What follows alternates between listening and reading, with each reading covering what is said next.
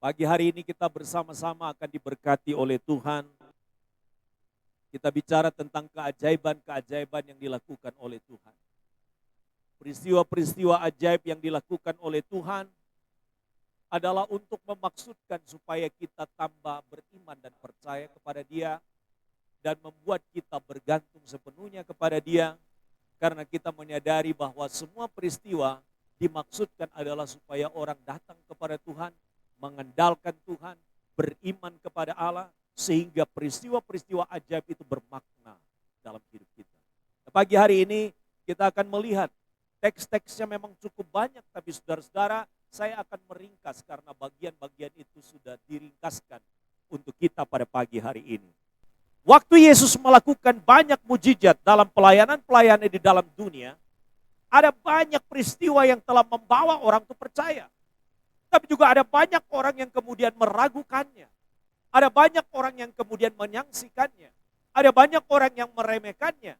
Tapi satu hal yang saudara-saudara harusnya yakini dan percayai, bahwa mujizat yang terjadi pada masa yang lampau juga sampai hari ini masih terjadi kepada kita. Katakan amin.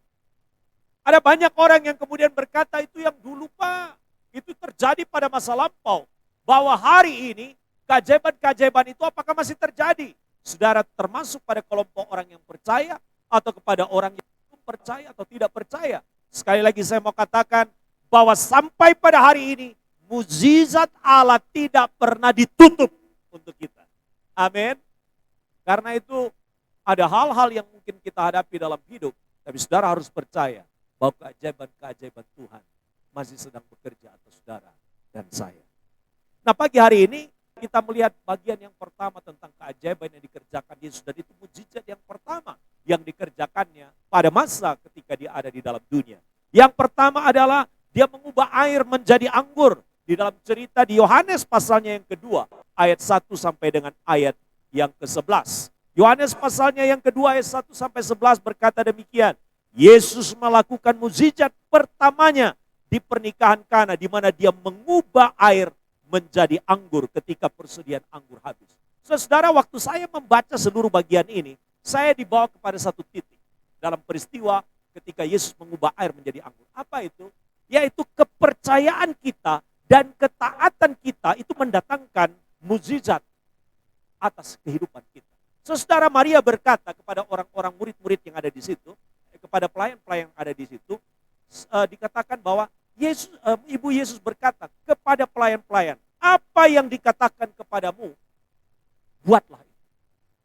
Saudara-saudara, para pelayan-pelayan ini tidak tahu apa yang sedang diperintahkan oleh Ibu Yesus kepada mereka. Tetapi Ibu Yesus berkata kepada mereka, apa yang dikatakannya kepadamu, lakukan saja. Itu bicara tentang apa? Bicara tentang kepercayaan. Bicara tentang iman. Bicara tentang apa? Bicara tentang ketaatan. Karena itu saudara-saudara, di dalam peristiwa tentang apa yang terjadi, air menjadi anggur, sebenarnya itu bicara tentang apa? Bicara tentang kita mempercayai Tuhan, kemudian bertindak, ada bagian kita, dan selebihnya Tuhan mengerjakan mujizat. Jadi kalau kita membaca kisah air menjadi anggur itu, sebenarnya titik poin pentingnya adalah saudara menaruh percaya atau tidak kepada Tuhan. Saudara taati dia atau tidak. Saudara kemudian akan melihat ketika kita mempercayai dan mentaati dia, maka bagiannya dari Tuhan itu dikerjakan kepada kita. Dan itu yang terjadi.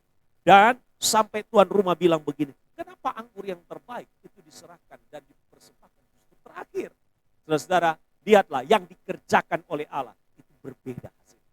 Yang dibuat oleh Allah hasilnya berbeda dengan apa yang manusia kerjakan. Karena itu selalu yang Allah kerjakan itu kalau kita percaya dan kalau kita mentaati yang diperintahkan kepadanya, itu pasti yang terbaik. Katakan amin. Yang kedua peristiwanya ketika Yesus memberi makan 5.000 orang dalam Matius pasal 14. Dikatakan di sana Yesus memberi makan lebih dari 5.000 orang, ya, hanya dengan 5 roti dan 2 ikan. Yesus berkata kepada murid-muridnya, kamu harus memberi makan kepada mereka. Yesus berkata kepada mereka, tidak perlu mereka pergi, karena murid-murid bilang begini, suruh pulang saja. Biarkan mereka pulang. Sudah lepas tanggung jawabnya. Cukup kita sudah melayani secara rohani. Tapi Yesus berkata, kamu harus memberi mereka makan. Sementara murid-muridnya berkata, suruhlah orang banyak itu pergi, supaya mereka dapat membeli makanan di desa-desa. Tapi Yesus berkata, tidak perlu mereka pergi. Kamu harus memberi mereka makan. Kadang-kadang kita ditantang untuk perkara-perkara yang mustahil. Kadang-kadang kita dipanggil untuk satu pekerjaan yang sulit. Kadang-kadang kita diperhadapkan dengan sesuatu yang tidak dapat kita hadapi secara manusia. Tapi kita lihat di sini. Tuhan katakan, kamu harus, tidak boleh tidak. Kami harus memberi mereka makan. Itu berarti apa? Iman menjadikan mujizat dinyatakan. Saudara, itu yang terjadi. Maka kemudian mereka cari. Ternyata dapat 5 roti, 2 ikan. Yang ada di tengah-tengah orang banyak itu ditemukan. Artinya apa? Apa yang ada padamu, pasti kalau kita syukuri, pasti kalau kita yakin itu adalah berkat yang memang kita harus kelola, Tuhan pasti cukup. Kadang-kadang orang berharap yang lebih, yang limpah. Tapi Tuhan dalam peristiwa ini mengajar kita bahwa dalam keterbatasan yang kita miliki, Allah sanggup melipat kali gandakannya dan mencukupkannya. Ini bicara tentang apa? Bagaimana engkau mensyukuri segala sesuatu. Bagaimana engkau mengelola sesuatu. Dan bagaimana engkau melihat bahwa ada campur tangan Allah di dalam setiap apa yang dianugerahkannya. Jadi di dalam bagian ini iman menjadikan mujizat dinyatakan. Sehingga pada akhirnya ayat-ayat Alkitab mengatakan dan mereka semuanya yang 5.000 itu makan. Mereka semuanya dikatakan menerima semua makanan itu bahkan sampai kenyang. Kemudian orang mengumpulkan potongan-potongan roti yang sisa 12 bakul penuh. Dan yang ikut makan kira-kira ada 5.000 laki-laki. Hanya 5.000 laki-laki. Nah kalau suami istri datang berarti ada 10.000. Kalau anaknya 1, kalau ikut KB lebih banyak lagi. Ya. Saudara, kita lihat di sini bahwa Allah mengerjakan suatu peristiwa sekalipun ada keterbatasan di dalam apa yang kita miliki. Kalau Allah memberikan hikmat kepada kita dan kalau Allah memberi kepada kita rasa cukup dan rasa syukur, cukup bagi kita. Ya, cukup bagi kita. Seberapa banyak kita terima berkat? Banyak, sedikit, kalau kita bisa syukuri itu cukup bagi kita. Saudara-saudara, yang ketiga, mujizat yang ketiga Yesus berjalan di atas air. Satu peristiwa di mana pada waktu itu sesudah selesai pelayanan, Yesus memerintahkan murid-murid, itu di dalam Matius pasal 14. Yesus memerintahkan murid-muridnya naik ke perahu dan mendahuluinya. Dia tidak ikut serta. Dan sementara itu ia menyuruh orang banyak pulang. Nah saudara-saudara, pada waktu itu tiba-tiba, waktu dalam keadaan malam kira-kira pukul 3 pagi, Yesus datang dan berjalan di atas air. Dan luar biasanya, murid-murid tidak kenal dengan Yesus. Mereka melihat ini ada hantu yang lagi berjalan di atas air. Saudara, karena dalam pikiran mereka tidak mungkin manusia itu berjalan di atas air. Dan yang terjadi adalah Yesus berkata kepada mereka ketika mereka berteriak-teriak ketakutan, tenanglah. Kata ini yang kita butuhkan dalam hidup kita. Waktu kita mengalami kekalutan dalam hidup, ingatlah Tuhan selalu datang kepada kita. Dan sebenarnya bicara apa? Tenanglah, ojo sampai kalut. Tenang, tenang, jangan kalut. Karena dalam kekalutan, dalam ketakutan, kita tidak bisa berpikir secara waras. Biasanya begitu. Tapi kalau kita dalam keadaan tenang, kita membutuhkan sebuah jalan keluar pun kita dapat ide gagasannya dari Tuhan. Saudara lihat dalam bagian ini. Tiba-tiba ketika dia melihat bahwa itu adalah Yesus yang berjalan di atas air, lalu Petrus coba-coba. Tuhan, saya juga mau ikut ke sana. Mari. Maka berjalanlah Petrus. Petrus sempat berjalan. Tapi karena goncangan, lalu dia kemudian menjadi takut dan kemudian tenggelam. Lalu dia berteriak dan berkata demikian. Tuhan, dikatakan. Tuhan, tolonglah aku. Artinya apa? Jangan sombong. Ketika kita diberikan kesempatan untuk dapat mencicipi sebuah keajaiban, jangan pernah sombong. Karena apa? Tuhan mengajar kita untuk belajar rendah hati ketika kita menikmati mujizat-mujizatnya dalam hidup kita. Saudara, saya tidak dapat mengurai satu persatu bagaimana Allah mengerjakan dalam hidup saya perkara-perkara ajaib. Juga mungkin kita sekalian, jangan meniadakan perkara-perkara ajaib hanya karena satu persoalan yang sedang kita hadapi. Karena banyak keajaiban-keajaiban yang Allah kerjakan dibandingkan dengan kesulitan-kesulitan hidup kita. Amin. Saudara, dalam bagian ini pelajaran pentingnya adalah bahwa Tuhan berkuasa atas kemustahilan. Buktinya Petrus bisa berjalan di atas air, tapi dia kemudian terperosok di dalam keajaiban yang dia alami. Kenapa? Karena dia merasa, ternyata saya hebat. Saudara tahu, kesombongan yang menyebabkan kita menjadi jahat. Tapi kita bersyukur kepada Tuhan bahwa dia mengajar kita juga dalam bagian ini untuk apa? Dikatakan untuk kita belajar menghadapi segala sesuatu kesulitan, persoalan sesulit apapun dengan kata satu saja, tenang. Saudara yang ketiga, sebelum sampai kepada bagian yang keempat masih ada poin penting. Di dalam bagian ini juga mengajar kita bahwa kepercayaan kita kepada Tuhan itu menyirnakan ketakutan. Ketika kita menaruh percaya kita, segala ketakutan-ketakutan masa depan, hari esok, bahkan hal-hal yang kita belum pikirkan sebelumnya, tiba-tiba datang di hadapan kita dan itu membuat kita terbelalak dan kaget. Saudara, kepercayaan kita menyirnakan ketakutan. Dikatakan dalam bagian itu, akhirnya ketika mereka melihat semuanya, murid-murid itu kemudian menyembah kepada dia. Saudara, lalu mereka naik perahu dan angin pun redalah.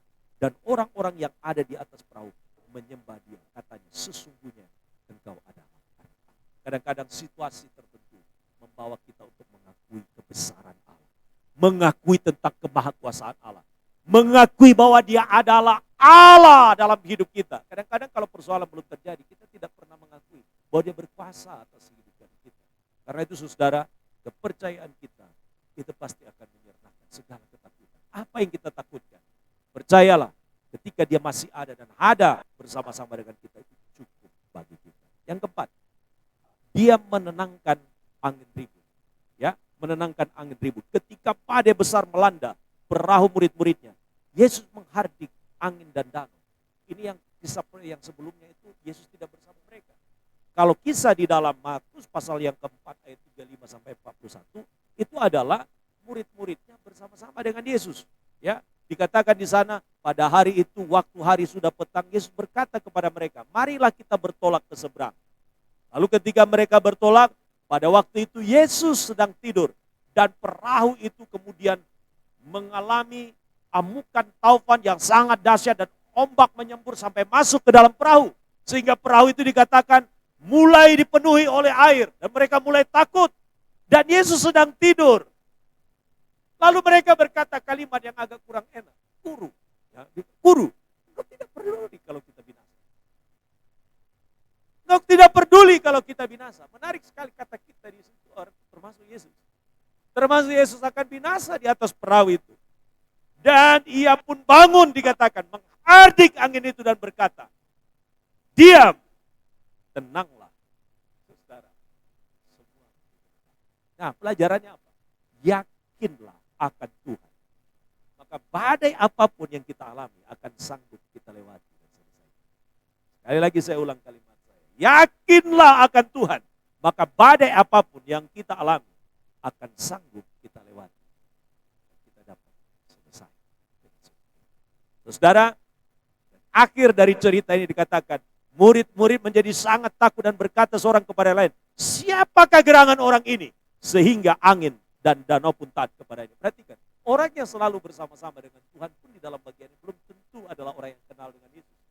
Makanya orang yang kenal dengan Tuhan, dia tahu siapa Tuhan. Dia tahu kepada siapa dia percaya. Aku tahu kepada siapa aku percaya. Kalau kita tahu kepada siapa kita percaya, kita tidak akan ragu. Saudara katakan kiri kanan, aku tahu kepada siapa aku percaya.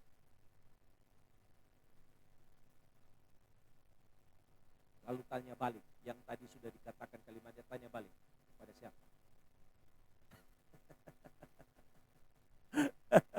Kepada siapa? Aku tahu kepada siapa aku percaya, kepada siapa? Kepada Tuhan Yesus, luar biasa ya. Nah, saudara, yang kelima, Yesus membangkitkan Lazarus dari kematian. Itu dalam Yohanes pasal yang ke-11. Kita tahu ceritanya, dia sudah 4 hari di dalam kubur. Dan nangis-nangis Maria.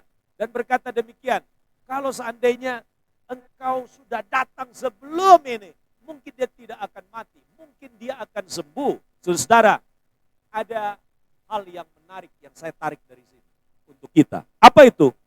Bahwa setiap mujizat dalam hidup kita itu harus mendatangkan kemuliaan bagi nama Tuhan Yesus. Itu yang dikatakan Tuhan Yesus. Semua ini terjadi supaya kemuliaan Allah itu dinyatakan. Ia berkata, penyakit itu tidak akan membawa kematian. Dia katakan itu ya. Tetapi akan menyatakan kemuliaan Allah. Sebab oleh penyakit itu, anak Allah akan dimuliakan. Tapi setelah peristiwa itu apa yang terjadi? Justru malah Lazarus meninggal.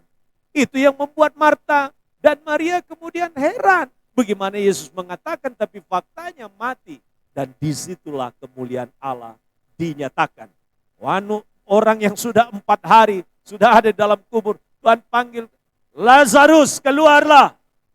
Sekali lagi, setiap peristiwa mengajar kita untuk percaya dan bergantung sepenuhnya pada Tuhan Yesus. Ketika Tuhan Yesus datang, dia bilang, betul Tuhan, saya percaya ada kebangkitan. Tapi itu kebangkitan yang akan terjadi pada masa yang akan datang. Tuhan bilang kepada dia, tidak. Ini loh peristiwanya akan terjadi di sini.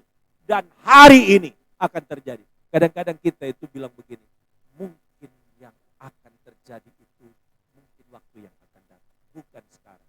Kalau Tuhan mau terjadi sekarang, dia bisa mengerjakan. Itulah sebabnya di dalam bagian ini, Yesus berkata, dia tertidur. Ya, dia tertidur. Pengertian daripada keluarganya bukan meninggal. Mereka berkata terus terang, Lazarus sudah mati. Tapi dia berkata, syukurlah aku tidak hadir pada waktu itu. Loh, orang dalam keadaan berduka kok Tuhan Yesus bilang, syukurlah aku tidak datang pada waktu itu. Sebab demikian lebih baik bagimu. Supaya kamu, ini yang saya garis bawahi. Supaya kamu dapat belajar percaya. Supaya kamu dapat belajar percaya. Rupanya Maria dan Marta itu belum belajar lebih dalam. Maka mereka dibawa lebih dalam untuk percaya kepada Tuhan. Setiap hal yang kita alami, bahkan yang paling parah yang kita alami dalam hidup kita, tujuannya catat bagian baik ini. Supaya kita dapat belajar percaya kepada Tuhan. Kita belajar untuk percaya kepada Tuhan. Nah, saudara, kemudian kepercayaan kita yang sungguh menjadi alasan Tuhan mengerjakan mukjizatnya bagi kita. Ya, jadi saudara-saudara, kita bersyukur bahwa pengajaran-pengajaran dari semua ini membawa kita untuk apa? Belajar percaya.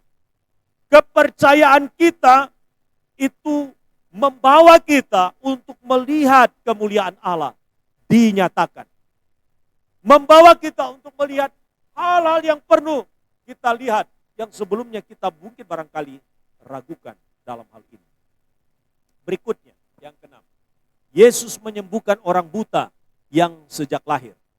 Yesus menyembuhkan seorang pria yang buta sejak lahir dengan mengoleskan tanah dan air liur kepadanya. Tapi menarik sekali dalam bagian ini, dalam cerita ini dikatakan bahwa dia tidak langsung sembuh.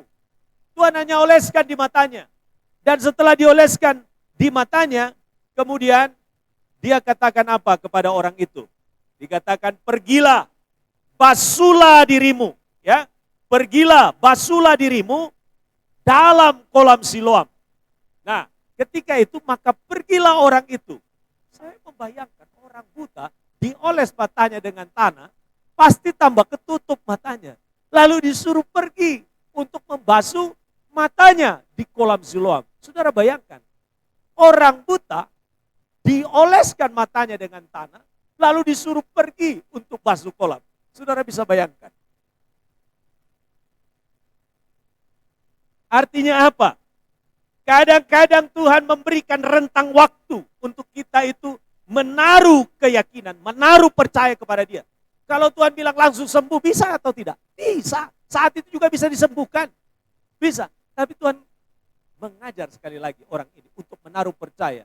Ayo, percaya atau tidak? Yakin atau tidak? Patuh atau tidak? Taat atau tidak? Lalu terjadilah peristiwa ini. Saudara, Tuhan katakan, pergilah dan basuhlah dirimu dalam kolam Siloam.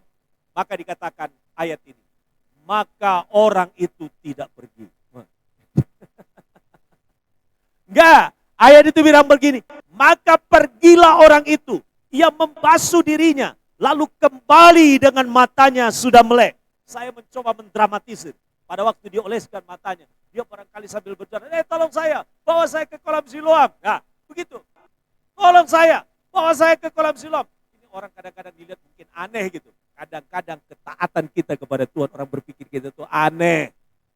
Kenapa orang itu tidak bilang sama aja, Tuhan Yesus, ngapain dioles-oles matanya? Mesti protes begitu. Tuhan kan berkuasa, kok langsung pegang matanya, langsung melek gitu loh. Makanya kadang-kadang kita itu beda-beda masing-masing itu diberi peristiwa-peristiwa dalam hidup. Kadang-kadang itu diberi keajaiban, langsung saknyek, sadek gitu, langsung jadi. Tapi kadang-kadang ada proses. Nah yang gak enaknya ini yang berproses ini. Maka Tuhan bilang apa? Kita belajar untuk menaruh percaya kepada dia. Mungkin kita termasuk tipe orang harus diproses dulu supaya melihat apa? Supaya bisa melihat bagaimana Allah itu bekerja secara pribadi. Ya, tapi ya jangan lama-lama Pak prosesnya Pak. Kalau bisa ya jangan 1 minggu gitu ya.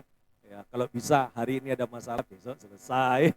Yo, kepengennya gitu dalam hidup seperti itu.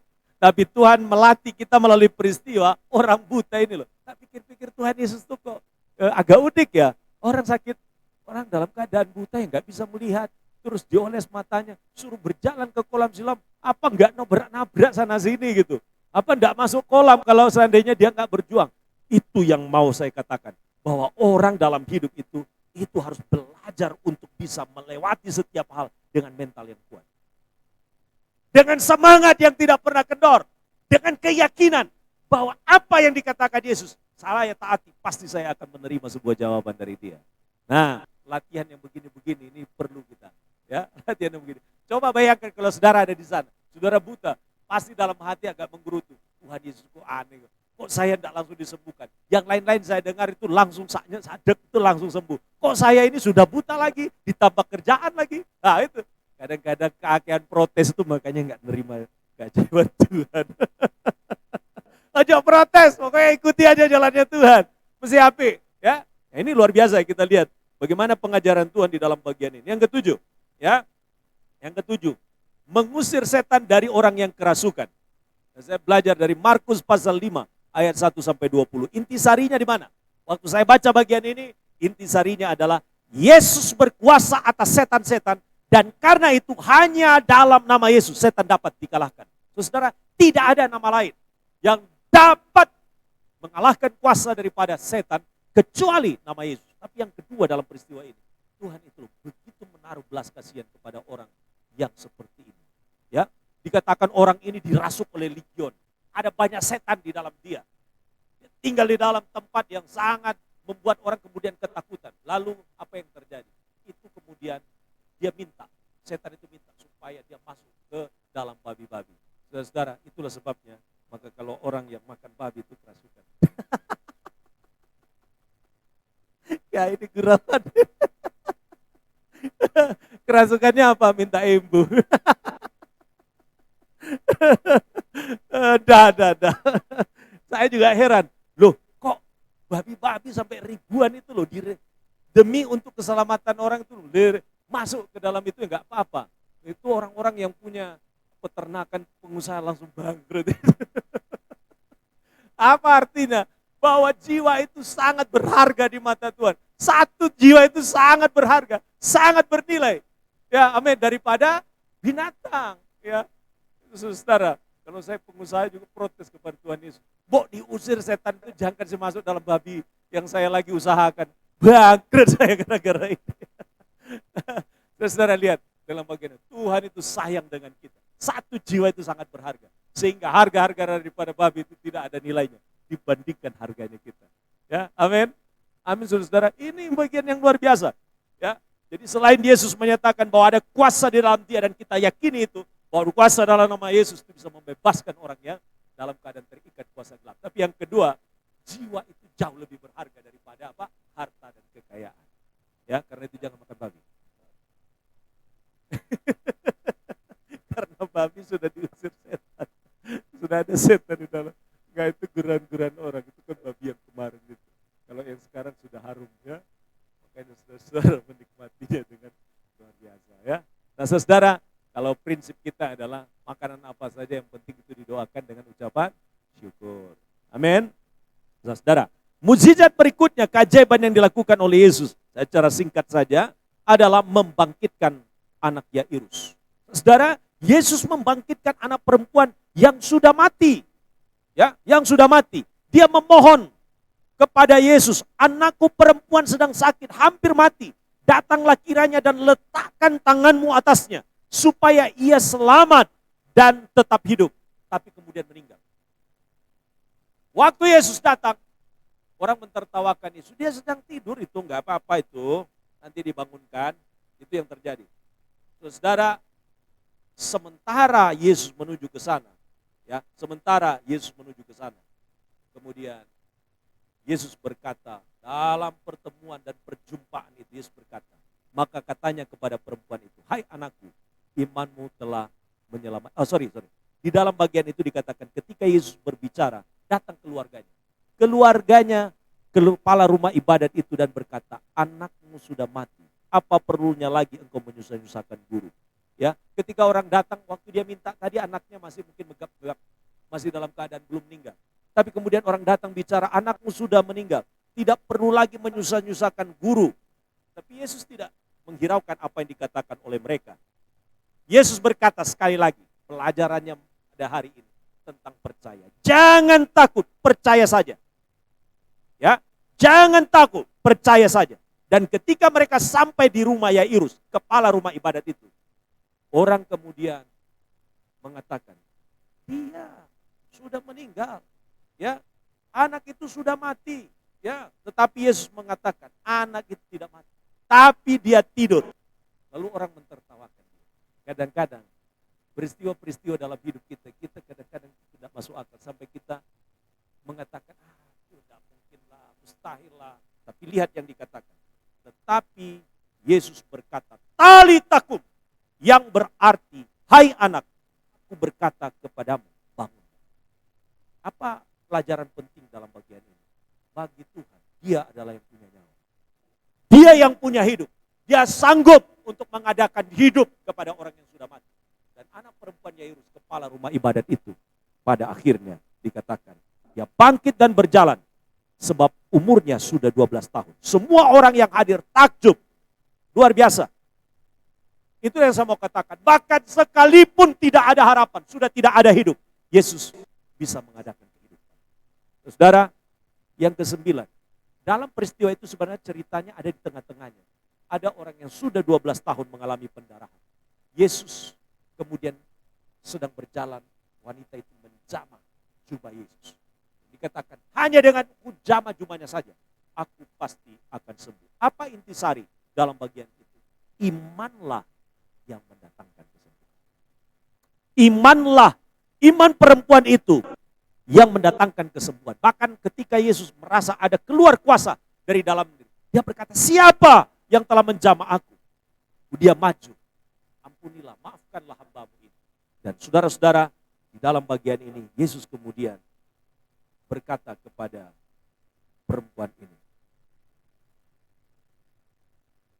engkau mengalami semua proses kesembuhan, proses pemulihan.